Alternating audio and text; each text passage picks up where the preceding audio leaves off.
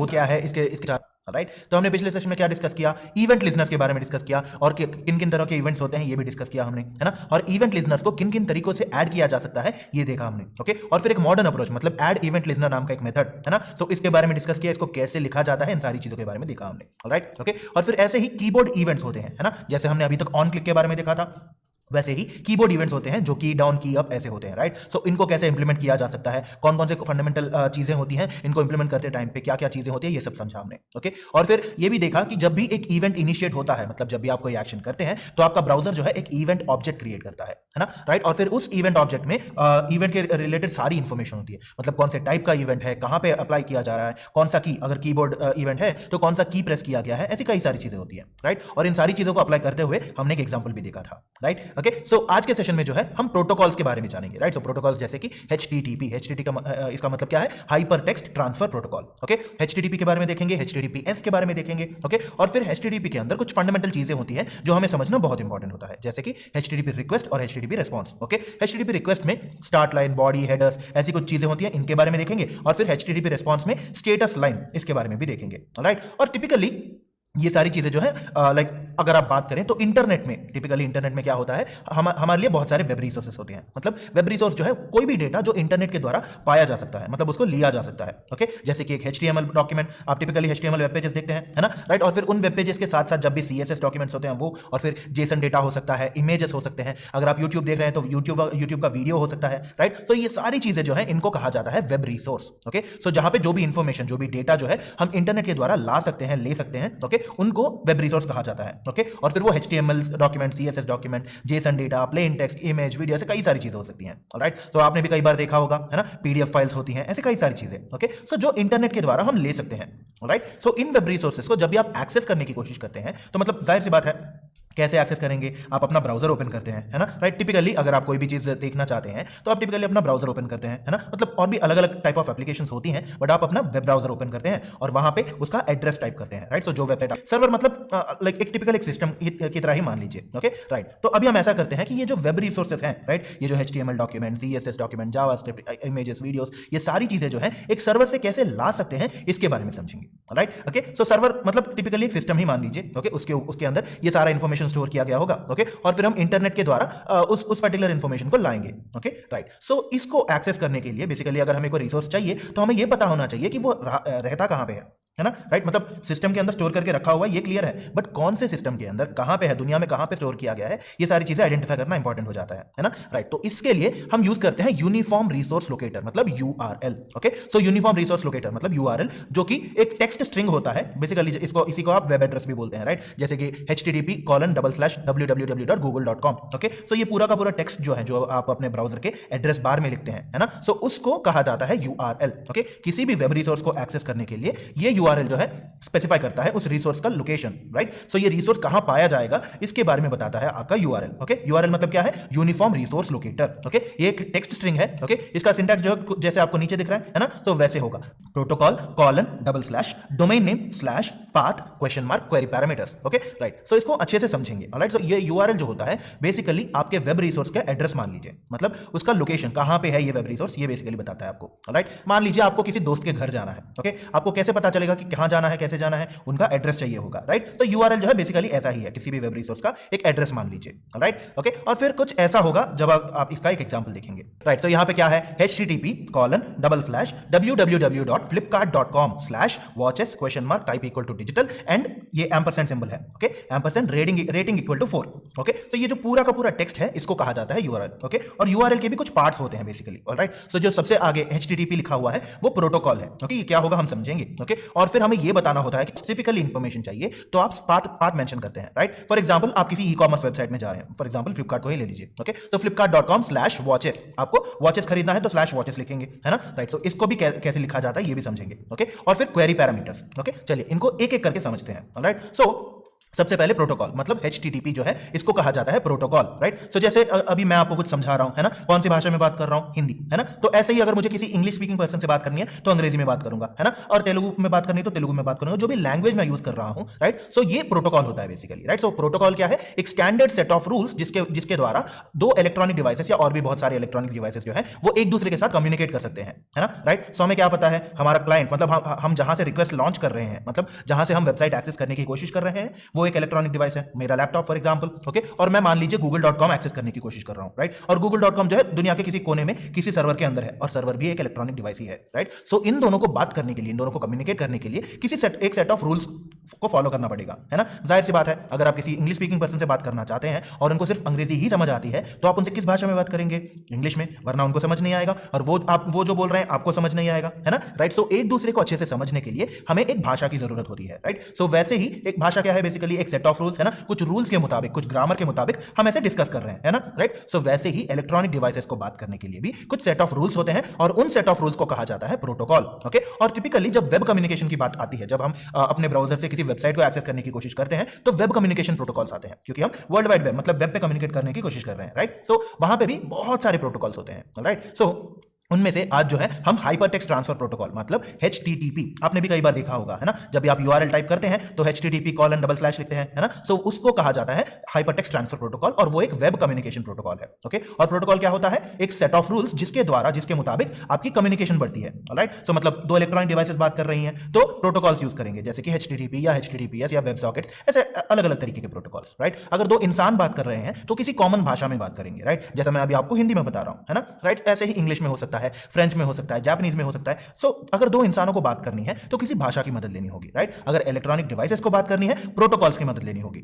Alright. और अगर हमें इंसान को किसी कंप्यूटर से बात करनी है तो कैसे बात करेंगे, प्रोग्रामिंग लैंग्वेजेस की मदद से, ऑलराइट, ओके। सो प्रोग्रामिंग लैंग्वेजेस की मदद से हम किसी डिवाइस के साथ बात कर सकते हैं, है ना, राइट। और यहां पे आज हम वेब कम्युनिकेशन प्रोटोकॉल्स में दो प्रोटोकॉल्स को देखेंगे, ऑलराइट। हाइपरटेक्स्ट ट्रांसफर प्रोटोकॉल मतलब HTTP, okay. Hypertext transfer protocol secure, okay, HTTPS, okay. So इसके बारे में भी समझेंगे, alright, okay. So hypertext transfer protocol जो है टिपिकली किसी भी रिसोर्स को वेब में ट्रांसफर करने के लिए यूज किया जाता है, ओके। मतलब अगर आपने www.flipkart.com या google.com टाइप किया, ओके, तो आपको google.com या flipkart.com का वो जो फर्स्ट पेज आता है ना, जो होम पेज आता है, वो लाने के लिए HTTP यूज कर सकते हैं, है ना, सर्वर के मतलब बेसिकली आप अपने ब्राउजर को बताएंगे कि देखो ब्राउजर, मुझे google.com एक्सेस करना है, ओके। आपका ब्राउजर HTTP प्रोटोकॉल की मदद से जाएगा सर्वर से, जो आपका रेलेवेंट वेब पेज है उसको लाके आपको दिखाएगा, ऑलराइट। सो इसी को कुछ ऐसे डिपिक्ट कर सकते हैं, ओके, क्योंकि आप रिक्वेस्ट कर रहे हैं, मतलब आपको एक वेब पेज चाहिए, आपको कहा जाएगा क्लाइंट, ओके। मतलब फॉर एग्जांपल अगर मैं अपने सिस्टम में किसी वेब ब्राउजर के अंदर से रिक्वेस्ट लॉन्च कर रहा हूं, है ना, मतलब एक वेबसाइट एक्सेस करने की कोशिश कर रहा हूं, है ना, मुझे ये वेबसाइट चाहिए ऐसे कह रहा हूं, मतलब मैं क्या हुआ, क्लाइंट, मेरा ब्राउजर क्या हुआ, क्लाइंट, है ना। सो क्लाइंट कहा जाता है इनको, ओके। और क्लाइंट जब किसी भी रिक्वेस्ट को मतलब किसी भी रिसोर्स के लिए रिक्वेस्ट करता है तो उसको कहा जाता है HTTP रिक्वेस्ट, ओके। जो क्लाइंट मैसेज भेजता है कि मुझे फलाना नाम का वेबसाइट जो है वो चाहिए, जैसे कि flipkart.com हो या google.com हो, राइट। सो ऐसे मुझे चाहिए करके जब मैसेज लॉन्च किया जाता है क्लाइंट से तो उसको कहा जाता है HTTP रिक्वेस्ट, ओके। और जो इंफॉर्मेशन हमें रिटर्न करते हैं, है ना, तो उनको कहा जाता है सर्वर, ओके। और वहां से क्या आता है हमें, HTTP रेस्पॉन्स, ओके। सो क्लाइंट की तरफ से जो मैसेज जाता है उसको कहा जाएगा HTTP रिक्वेस्ट, ओके। और फिर सर्वर की तरफ से जो वापस आता है, राइट, उसको कहा जाएगा HTTP रेस्पॉन्स, ओके। मान लीजिए आप किसी से बात कर रहे हैं, है ना, तो आप पूछेंगे कि आपका नाम क्या है, ये क्या हुआ, आपकी तरफ से एक मैसेज गया, है ना, तो इसको कहा जाएगा HTTP रिक्वेस्ट, ओके। और वो जब आंसर देंगे कि मेरा नाम अभिनव है, ओके, तो आपको कोई रेस्पॉन्स आया, रेस्पॉन्स भी एक मैसेज है ना, तो इसको कहा जाता है HTTP रेस्पॉन्स, क्योंकि आप HTTP में कम्युनिकेट कर रहे हैं, है ना। आपकी भाषा क्या है, यहाँ पे आपका प्रोटोकॉल क्या है, HTTP, okay, right. So HTTP जो है इन सारी चीजों को इन्वॉल्व करता है, ऑलराइट, ओके। और जब बात आती है HTTPS की, मतलब हाइपरटेक्स्ट ट्रांसफर प्रोटोकॉल सिक्योर, यहाँ पे S एक्स्ट्रा है, मतलब S का मतलब क्या है, सिक्योर, मतलब यहाँ पे क्या होता है कि आपका कम्युनिकेशन जो है वो सिक्योर तरीके से जाता है, मतलब प्रोटेक्टेड होता है, ऑलराइट। तो ऐसे मान लीजिए एक सिंपल एग्जांपल लेते हैं, राइट। सो HTTP और HTTPS के बीच में जो फंडामेंटल डिफरेंस है इसके बारे में समझते हैं, राइट। मान लीजिए आप किसी रेस्टोरेंट में हैं, राइट, और आपने कुछ ऑर्डर किया, कोई पर्टिकुलर खाना ऑर्डर किया, जैसे कि फॉर एग्जांपल जैसे आप इमेज में देख रहे हैं एक बहुत ही अच्छा सा बर्गर, ओके, राइट। सो आपने ऑर्डर किया, अगर आपने HTTP में ऑर्डर किया होगा तो क्या होगा, आपने जो ऑर्डर किया वो सब देख पाएंगे, okay. At the same time जब वेटर आपका ऑर्डर लेके आएगा तो आपका ऑर्डर क्या है ये भी सब देख पाएंगे। मतलब बेसिकली जब HTTP यूज करके आप कम्युनिकेट करते हैं तो ना कि सिर्फ आप बल्कि पूरी दुनिया देख सकती है कि आपका रिक्वेस्ट क्या था, आपको रिस्पॉन्स क्या मिल रहा है, राइट। मतलब इट्स एन ओपन प्रोटोकॉल, मतलब सारी चीजें ओपनली दिख जाएंगी, ओके। मतलब कुछ टूल्स यूज करने पड़ेंगे बट आपने जो कम्युनिकेशन किया है वहां पे, राइट, सो जो भी रिक्वेस्ट भेजा है, आपको जो रिस्पॉन्स वापस आ रहा है वो कोई भी पढ़ सकते हैं, ओके राइट। सो जैसे कि आपका खाना या फिर आपका जो भी ऑर्डर है वो थाली में ऐसे ओपनली सबको दिखते हुए आपके पास आएगा। ऑलराइट, तो सब जानेंगे कि सबको पता चलेगा कि आपने एक बर्गर मांगा, ऑर्डर किया था, आपको बर्गर वापस आया है। ऑलराइट, सो HTTPS क्या होता है? बेसिकली आपके कम्युनिकेशन को सिक्योर करता है। ओके राइट, सो ऐसे मान लीजिए कि आपके ऑर्डर पे एक ढक्कन डाल दिया। ओके राइट, सो इसकी वजह से क्या होगा, आपने जो ऑर्डर किया आपको और वेटर को पता है। ओके, और ऑर्डर आपके पास जो वापस आया आपको और वेटर को ही पता होगा, बल्कि बाकी में जो भी लोग होंगे उनको ये नहीं पता चलेगा कि उस पर्टिकुलर लिड के नीचे क्या है। ऑलराइट, मतलब आपका ऑर्डर जो है वो पढ़ नहीं पाएंगे, है ना। तो HTTPS में भी मतलब बहुत ही कोर कॉन्सेप्ट्स होते हैं वहां पे, बस आपको इतना समझना है कि जब आप HTTP यूज करते हैं तो आपका कम्युनिकेशन जो है कोई भी पढ़ सकते हैं। राइट, सबके लिए ओपन होता है, कोई भी उस पर्टिकुलर कम्युनिकेशन को आपका रिक्वेस्ट किया है, आपको जो रिस्पांस वापस आया है, इन दोनों चीजों को पढ़ सकते हैं, समझ सकते हैं। राइट, और फिर जब आप HTTPS यूज करते हैं, इसका मतलब क्या है, आप दोनों के बीच में, मतलब आप जो क्लाइंट है और आप जिस सर्वर से रिक्वेस्ट मांग रहे हैं, इन दोनों के बीच में जो कम्युनिकेशन होगा वो सिक्योर होगा, मतलब उस पर्टिकुलर कम्युनिकेशन को कोई पढ़ नहीं पाएंगे। राइट, मतलब जैसे फॉर एग्जाम्पल अभी हमने देखा है ना, आपका ऑर्डर जो है ऐसे कवर करके आएगा आपके पास। ओके, तो किसी को पता नहीं चलेगा कि आपने ऑर्डर किया क्या था। ऑलराइट, बट आपको पता चलेगा और आपके सर्वर को पता चलेगा। ऑलराइट, ओके, सो ऐसे होता है HTTP और HTTPS के बारे में। ऑलराइट, सो आपने ये समझ लिया प्रोटोकॉल क्या होता है, कैसे यूज किया जाता है, ये समझ लिया आपने। ओके, चलिए अब बात करते हैं डोमेन नेम के बारे में। ओके, सो ये जो www.flipkart.com है या फिर इन जनरल facebook.com, instagram.com, ऐसे वेबसाइट जब हम टाइप करते हैं तो इनको कहा जाता है डोमेन नेम। ओके, ये डोमेन नेम ये बताता है कि कौन से वेब सर्वर पे ये रिक्वेस्ट जा रहा है ना। राइट, क्योंकि जाहिर सी बात है दुनिया में बिलियंस वेब सर्वर्स हो सकते हैं। राइट, सो बिलियन डिवाइसेस हो सकते हैं, बहुत सारे डिवाइसेस होंगे, बट अभी हमें क्या चाहिए, flipkart.com नाम का वेबसाइट चाहिए। ओके, और दुनिया में बहुत सारे सर्वर्स होते हैं, तो हमें ये कैसे पता चलेगा कि कौन से सर्वर से हमें इंफॉर्मेशन लाना है ना। तो उसको स्पेसिफाई करने के लिए डोमेन नेम यूज किया जाता है, मतलब बेसिकली सर्वर का नाम मान लीजिए। राइट, तो जब हम http://flipkart.com टाइप करते हैं तो इसका मतलब क्या हुआ, आप HTTP प्रोटोकॉल में, मतलब उस भाषा में बात करते हुए आप flipkart.com नाम का वेबसाइट जो है, मतलब उसका सर्वर जो है वो रिक्वेस्ट कर रहे हैं, है ना। राइट, सो ये डोमेन नेम क्या करता है, वेब सर्वर बताता है कि कौन से वेब सर्वर को बेसिकली आप रिक्वेस्ट कर रहे हैं, है ना। और फिर डोमेन नेम के बाद क्या होगा, पाथ, है ना। जाहिर सी बात है अगर आप एक वेबसाइट विजिट कर रहे हैं तो वहां पे कोई स्पेसिफिक इन्फॉर्मेशन चाहिए होगा, है ना। मान लीजिए आप घड़ियां खरीदना चाहते हैं, राइट, सो वॉचेस खरीदना चाहते हैं, तो क्या करेंगे, वहां पे उस वेबसाइट के अंदर किसी फोल्डर के अंदर वॉचेस का इन्फॉर्मेशन होगा, है ना, किसी पर्टिकुलर लोकेशन में वॉचेस का इन्फॉर्मेशन होगा। राइट, सो उस पर्टिकुलर इन्फॉर्मेशन को स्पेसिफाई करने के लिए आप उस पर्टिकुलर पाथ को मेंशन करेंगे, है ना, तो उसको कहा जाता है पाथ। ओके, तो हमने क्या समझा अभी, प्रोटोकॉल समझ लिया और फिर डोमेन नेम समझ लिया, और फिर उस पर्टिकुलर सर्वर में हमें जो रिसोर्स चाहिए उस रिसोर्स का पाथ मेंशन कर रहे हैं, है ना। जैसे अगर हमें वॉचेस के बारे में इंफॉर्मेशन चाहिए तो /watches लिखेंगे। ऑलराइट, ओके, सो ये पाथ जो है रिसोर्सेज को आइडेंटिफाई करने के लिए हेल्प करता है, क्योंकि जाहिर सी बात है अगर हमारे पास एक वेबसाइट है, flipkart.com में वॉचेस हो सकते हैं, शूज हो सकते हैं, चॉकलेट हो सकता है, क्लोथ्स हो सकते हैं, है ना, तो हमारी जरूरत के मुताबिक वो पाथ जो है बदलता जाएगा, है ना। अगर हमें वॉचेस चाहिए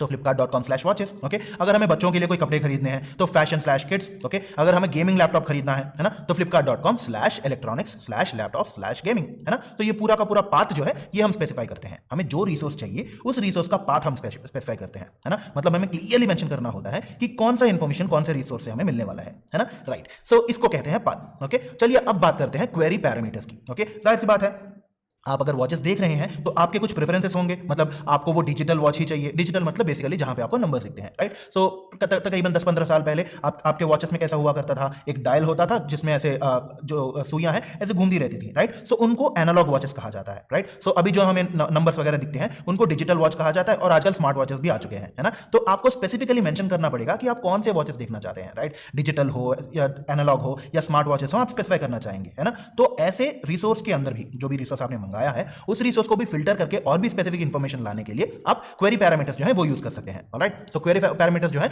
और भी कुछ क्राइटेरिया ऐड करते हैं जिसके मुताबिक आपका रिसोर्स जो है फिल्टर होकर आ जाएगा। फॉर एग्जांपल यहां पे क्या है, question mark type equal to digital लिखा हुआ है। राइट, सो इसका मतलब क्या है, आपको वॉचेस चाहिए, मतलब आप HTTP प्रोटोकॉल में बात कर रहे हैं। ओके, flipkart.com नाम के सर्वर को एक्सेस करके आपको वॉचेस वाला रिसोर्स चाहिए। ऑलराइट, ओके, और फिर वहां पे आप क्या करने की कोशिश कर रहे हैं, उन वॉचेस में भी स्पेसिफिकली आपको डिजिटल वॉचेस चाहिए, है ना। तो इसलिए आप क्या ऐड कर रहे हैं, query parameters. Okay, question mark type equal to digital लिखा आपने। ओके, तो इसकी वजह से क्या होगा, जब आप ऐसे लिखेंगे तो आपको डिजिटल वॉचेस ही दिखाई देंगे, है ना। राइट, आप टिपिकली जब भी ऐसे ब्राउज करते हैं ई-कॉमर्स वेबसाइट्स में आप फिल्टर लगाते हैं, है ना। राइट, सो इस बार जब भी आप फिल्टर लगाएंगे ऑब्जर्व कीजिएगा वहां पे। राइट, सो डिजिटल जब आपने लिखा तो डिजिटल वॉचेस ही दिखेंगे, है ना। और ऐसे ही मान लीजिए आपको लाइक रेटिंग भी देखनी है, क्योंकि अच्छी क्वालिटी वाले वॉचेस चाहिए आपको, है ना। तो रेटिंग भी सेट कर सकते हैं आप वहां पे। ओके, सो रेटिंग सेट करने के लिए क्या करना होगा, आपको मल्टीपल क्वेरी पैरामीटर्स देने पड़ेंगे, है ना। Right, so multiple query parameters जो है एम्परसेंड, जो एन सिंबल दिख रहा है आपको, है ना, उसको ऐड करके आप स्पेसिफाई कर सकते हैं। राइट, तो कैसे होगा वहां पे, flipkart.com/watches type equal to digital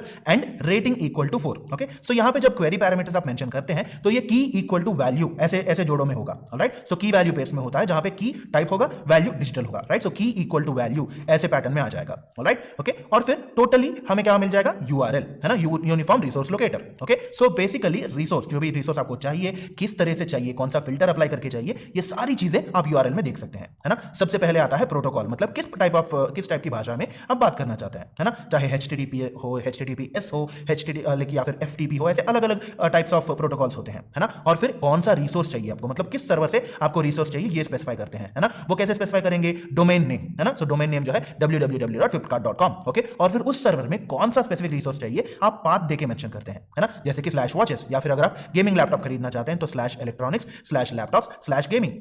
okay, और फिर वहां पे भी अगर आपको कोई भी स्पेसिफिक इंफॉर्मेशन चाहिए, है ना, जैसे कि डिजिटल टाइप की वॉचेस हो और जो लोगों ने रेटिंग दिया होगा वो 4 हो, राइट, 4 और उससे ऊपर वाले स्टार्स हो, राइट। सो ऐसे आप मल्टीपल क्वेरी पैरामीटर्स जो है वो स्पेसिफाई करके आप अपना आउटपुट जो है वो फिल्टर कर सकते हैं, है ना। राइट, सो ऐसे टिपिकली जब भी आप कोई रिसोर्स एक्सेस करना चाहते हैं, वेब रिसोर्स को, आप यूआरएल की मदद से एक्सेस कर सकते हैं, है ना। तो जब अभी हमने क्या समझा, आपने वेब ब्राउजर ओपन किया, ये http://flipkart.com/watches टाइप कर दिया, आपने अपनी तरफ से रिक्वेस्ट जो है भेज दिया, है ना। तो आपको सर्वर की तरफ से वापस कैसे आएगा, चलिए ये समझते हैं, है ना। आपको यूआरएल समझ आ गया, है ना। तो जब आप ये रिसोर्स रिक्वेस्ट करते हैं तो उसको रिटर्न कैसे किया जाता है ये समझेंगे। राइट, सो यहां पे क्या होता है कि जब आप क्लाइंट और सर्वर की बात करते हैं तो वहां पे रिक्वेस्ट और रेस्पॉन्स होते हैं, है ना, हमने अभी समझा था। राइट, क्लाइंट की तरफ से जो मैसेज जाता है उसको कहा जाता है रिक्वेस्ट, क्योंकि आप किसी इंफॉर्मेशन को रिक्वेस्ट कर रहे हैं, है ना, मांग रहे हैं कि मुझे flipkart.com में से वॉचेस वाला रिसोर्स चाहिए। राइट, ओके, और सर्वर की तरफ से जो रिस्पॉन्स आता है, जो जवाब आता है, उसको कहा जाता है HTTP रेस्पॉन्स। ओके, राइट, चलिए इसको एक एक करके समझते हैं कि HTTP रिक्वेस्ट में क्या होता है, रेस्पॉन्स में क्या होता है, इन सारी चीजों को समझेंगे हम। राइट, सो HTTP रिक्वेस्ट जो है टिपिकली यहां से स्टार्ट होता है। राइट, सो अगर यूआरएल में HTTP है तो HTTP रिक्वेस्ट कहा जाएगा उसको। राइट, सो HTTP रिक्वेस्ट क्या होता है, क्लाइंट की तरफ से जाने वाला मैसेज। ओके, क्लाइंट की तरफ से सर्वर की तरफ जाने वाला message. Right, so HTTP request are messages sent by the client to initiate an action on the server, है ना। सो क्लाइंट की तरफ से सर्वर के ऊपर कोई ना कोई एक्शन करने के लिए, राइट, कोई ना कोई एक्शन इनिशिएट करने के लिए भेजा जाने वाला message. Right, for example client ने क्या किया, www.google.com या फिर flipkart.com या facebook.com, कोई भी मतलब ऐसे सर्वर के लिए रिक्वेस्ट भेजा, है ना। तो क्या कर रहे हैं, बेसिकली क्लाइंट को ऐसा इंफॉर्मेशन चाहिए करके एक मैसेज जा रहा है सर्वर को, है ना, तो सर्वर उसी के मुताबिक जवाब देगा। राइट, सो ऐसे किसी भी पर्टिकुलर एक्शन को इनिशिएट करने के लिए अगर आपको एक वेब पेज चाहिए या फिर एक PDF फाइल चाहिए, इमेज चाहिए, यूट्यूब का वीडियो चाहिए, ये सारी चीजें जो है आप एक रिक्वेस्ट इनिशिएट करते हैं, है ना। राइट, आप एक रिक्वेस्ट करते हैं जहां पे आप एक मैसेज भेजते हैं कि देखो मुझे ये वाला रिसोर्स चाहिए, है ना। राइट, सो HTTP रिक्वेस्ट में जो है 3 फंडामेंटल पार्ट्स होते हैं। राइट, सो 3 पार्ट्स होते हैं जिसके अंदर बहुत सारा इंफॉर्मेशन होता है, जिसके मुताबिक आपका सर्वर जो है इन पर्टिकुलर चीजों के मुताबिक आपको रिस्पॉन्स देता है ना। जाहिर सी बात है, कोई तरीका तो होना चाहिए जैसे हम रिक्वेस्ट करेंगे, है ना। तो उसके लिए ये 3 चीजें होती हैं। राइट, सो स्टार्ट लाइन होता है, हेडर्स होते हैं, फिर बॉडी होता है। राइट, ओके, इनको एक एक करके समझेंगे हम।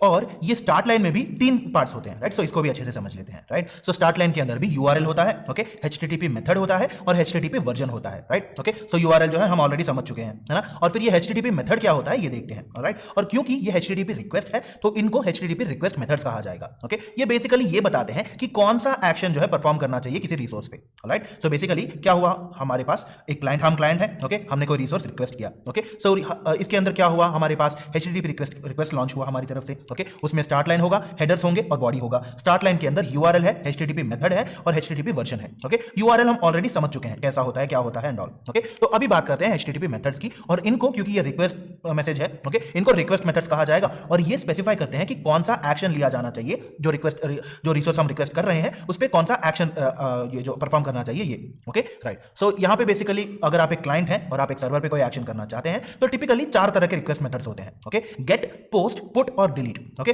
गेट बेसिकली अगर आप किसी रिसोर्स को मंगाना चाहते हैं, सर्वर के पास से कोई भी रिसोर्स लाना चाहते हैं तो आप गेट यूज करेंगे, मतलब बेसिकली आप वो रिसोर्स जो है पढ़ेंगे, बेसिकली रीड करेंगे। चाहे फॉर एग्जांपल www.google.com जब आप टाइप करते हैं तो आपको एक HTML पेज वापस आता है ना, आप उसको देखते हैं। राइट, सो इसको गेट मेथड कहा जाता है। ओके, राइट, और फिर पोस्ट क्या होता है कि बेसिकली अगर आप कोई भी रिसोर्स जो है आप सर्वर की तरफ, मतलब सर्वर में कोई रिसोर्स बनाना चाहते हैं, कोई क्रिएट करना चाहते हैं, ओके, तो तब यूज किया जाता है पोस्ट मेथड। ओके, सो इनको आगे बढ़ के आप और भी इन डिटेल समझेंगे, बस आप अभी के लिए इनका फंडामेंटल कॉन्सेप्ट समझ लीजिएगा, राइट। सो रिक्वेस्ट मेथड जो है HTTP में, ओके, सो 4 तरीके से होते हैं, गेट, पोस्ट, पुट और डिलीट। ओके, सो गेट कब यूज किया जाता है? अगर आपको कोई इंफॉर्मेशन चाहिए, सर्वर से कोई इंफॉर्मेशन चाहिए और आप उसको पढ़ना चाहते हैं तो गेट, ओके। और अगर आप कोई चीज क्रिएट करना चाहते हैं सर्वर की तरफ, राइट, जैसे फॉर एग्जांपल आप किसी वेबसाइट में अपना अकाउंट बनाते हैं, है ना, तो तब यूज किया जाता है पोस्ट, क्योंकि कोई रिसोर्स सर्वर पे क्रिएट किया जाएगा, चाहे वो फाइल हो, इंफॉर्मेशन हो, कुछ भी हो, राइट, रिसोर्स जो है सर्वर की तरफ क्रिएट किया जाएगा, ओके। और अगर आपको किसी एग्जिस्टिंग इंफॉर्मेशन को अपडेट करना है ना, सर्वर में ऑलरेडी आपके रिलेवेंट कोई इंफॉर्मेशन है और आप उसको अपडेट करना चाहते हैं तो पुट मेथड यूज करेंगे, ओके। और अगर आप डिलीट करना चाहते हैं तो डिलीट मेथड यूज करेंगे,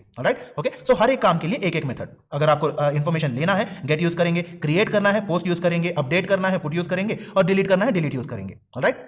और फिर HTTP वर्जन मेथड्स आपको समझ आ गया, URL क्या होता है ये समझ लिया, ओके। अब स्टार्ट लाइन में क्या बचा है? HTTP का वर्जन, ओके। सो ये HTTP वर्जन बेसिकली ये बताता है कि आप कौन से वर्जन ऑफ HTTP की भाषा में बात कर रहे हैं, है ना। जैसे आप देख सकते हैं 1991 में एक वर्जन आ गया, 96 में एक और आ गया, 97 में 1.1, 2015 में HTTP 2 आ गया और as of 2020 HTTP 3 third version जो है ये ड्राफ्ट में है अभी, है ना। तो कंटिन्यूअसली अपडेट होते जा रहे हैं, वर्जन आते जा रहे हैं, है ना। तो कौन से वर्जन के मुताबिक आप बात कर रहे हैं ये आप स्पेसिफाई करते हैं स्टार्ट लाइन में, ऑलराइट, ओके। ये ऑटोमेटिकली हो जाती है, जैसे जैसे आप रिक्वेस्ट करते जाएंगे तो ये ऑटोमेटिकली फॉर्म होते चले जाएंगे, राइट। सो हमने क्या किया अभी? स्टार्ट लाइन के बारे में समझ लिया, ओके, राइट। अब बात करते हैं HTTP रिक्वेस्ट में हेडर्स के बारे में, ओके। तो स्टार्ट लाइन हमने समझ लिया, URL क्या होता है, HTTP मेथड क्या होता है और HTTP वर्जन क्या होता है, इनको हमने समझ लिया, है ना, राइट। तो अब बात करते हैं HTTP हेडर्स के बारे में, राइट। सो ये HTTP हेडर्स जो है ये क्लाइंट और सर्वर को बेसिकली एडिशनल इन्फॉर्मेशन भेजने में, चाहे वो HTTP रिक्वेस्ट हो या रिस्पॉन्स हो, उसमें एडिशनल इन्फॉर्मेशन भेजने में हेल्प करते हैं, राइट। सो HTTP हेडर्स क्या करते हैं? क्लाइंट हो या सर्वर हो, रिक्वेस्ट या रिस्पॉन्स के मुताबिक एडिशनल इन्फॉर्मेशन जो है वो भेजने में हेल्प करते हैं, राइट। और HTTP रिक्वेस्ट के अंदर हमने स्टार्ट लाइन ऑलरेडी समझ लिया है, हेडर्स की बात कर रहे हैं अभी, ओके। सो ये HTTP हेडर्स जो होते हैं मल्टीपल टाइप्स होते हैं, राइट। रिक्वेस्ट हेडर्स हो सकते हैं, जनरल हेडर्स हो सकते हैं, रिप्रेजेंटेशन हेडर्स हो सकते हैं, ओके। और इनके अंदर भी स्पेसिफिक इन्फॉर्मेशन होता है, right. For example request header को ही ले लीजिए, ओके। वहां पे क्या लिखा हुआ है? होस्ट लिखा हुआ है ना। सो उसके भी ऊपर क्या है? post/http/1.1, है ना। तो इसका मतलब क्या है? पोस्ट मेथड यूज कर रहे हैं हम, है ना, और फिर पोस्ट मेथड यूज कर लिया और फिर कौन सा वर्जन है ये स्पेसिफाई कर रहे हैं हम, राइट, ओके। सो HTTP 1.1 के मुताबिक हम बात कर रहे हैं, ओके। सो HTTP रिक्वेस्ट के अंदर हमने स्टार्ट लाइन जो है वो समझ लिया, ओके। अब हेडर्स की बात कर रहे हैं, ओके। और हेडर्स में जो है HTTP हेडर्स में टिपिकली रिक्वेस्ट हेडर होते हैं, जनरल हेडर होते हैं, रिप्रेजेंटेशन हेडर्स होते हैं, ओके। और रिक्वेस्ट हेडर में जनरल इनमें बेसिकली और भी एडिशनल इंफॉर्मेशन होता है relevant to the request, okay, जो भी रिक्वेस्ट आप भेज रहे हैं, ओके। फॉर एग्जांपल होस्ट मतलब कहां से शुरू हुआ है, जैसे कि IP एड्रेस, है ना। सो कहां से आपका रिक्वेस्ट लॉन्च हुआ है वो बताता है। यूजर एजेंट Mozilla/5.2 ब्रैकेट के अंदर मैकिंटोश लिखा हुआ है ना। तो मतलब बेसिकली कौन सा ब्राउजर यूज कर रहे हैं, कौन से ऑपरेटिंग सिस्टम में यूज कर रहे हैं, okay, right. Accept language, accept encoding, या फिर नीचे जनरल हेडर्स में देख लीजिए कनेक्शन, कीप अलाइव मतलब कनेक्शन को अलाइव रखना है ये बता रहे हैं, है ना, and so on and so forth. ऐसे बहुत सारा इंफॉर्मेशन होता है। अलग चीज है HTTP रिक्वेस्ट के अंदर जो रिक्वेस्ट बॉडी है वो अलग चीज है, ओके। सो जो भी डेटा हम अपने सर्वर को भेजना चाहते हैं, अपने मैसेज के साथ साथ जो भी स्पेसिफिक इंफॉर्मेशन हम अपने सर्वर को भेजना चाहते हैं उस इंफॉर्मेशन को लाके बॉडी के अंदर रखते हैं, राइट। सो जब भी हम कोई डेटा भेज रहे हैं, ओके, सो उसको लाके HTTP रिक्वेस्ट के बॉडी के अंदर रखेंगे, राइट। फॉर एग्जांपल आप कहीं पे लॉगिन कर रहे हैं, है ना, तो लॉगिन के अंदर क्या होगा? आप अपना यूजर नेम मेंशन करते हैं, अपना पासवर्ड मेंशन करते हैं, राइट। सो ये इंफॉर्मेशन है, ओके। और फिर बेसिकली आप क्या कह रहे हैं? जब आप साइन इन या लॉगिन बटन दबाते हैं तो आप बेसिकली सर्वर को क्या बता रहे हैं? ये देखो, ये मेरा यूजर नेम है और ये मेरा पासवर्ड है, इसके मुताबिक मेरा अकाउंट जो है इनको वेरीफाई करो, मेरे अकाउंट का डिटेल्स जो है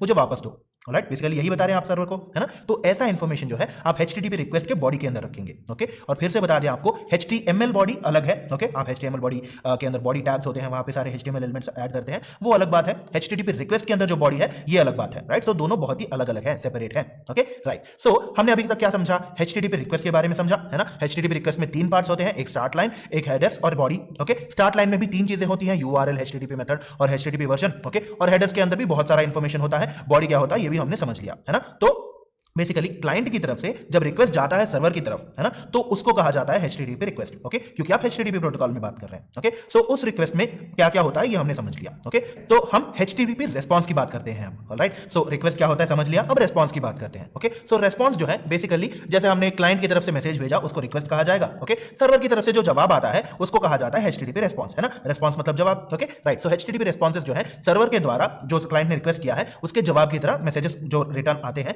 उनको HTTP रिस्पांस कहा जाता है, ऑलराइट। और फिर सिमिलरली HTTP रिक्वेस्ट की तरह ही HTTP रिस्पांस में भी 3 पार्ट्स होते हैं, स्टेटस लाइन, हेडर्स और बॉडी, ओके। स्टेटस लाइन के अंदर जो है HTTP का वर्जन होता है, स्टेटस कोड और स्टेटस टेक्स्ट होता है, राइट। HTTP वर्जन जो हमने पहले देखा था वैसे का वैसा ही होगा, ओके। चलिए अभी बात करते हैं स्टेटस कोड के बारे में, ऑलराइट। स्टेटस लाइन के अंदर रिस्पांस में क्या होगा? HTTP वर्जन, स्टेटस कोड और स्टेटस टेक्स्ट, ओके। तो ये स्टेटस कोड जो है बेसिकली ये बताता है कि आपने जो रिक्वेस्ट भेजा है, राइट, वो सक्सेसफुली कंप्लीट हुआ या नहीं, ओके, राइट।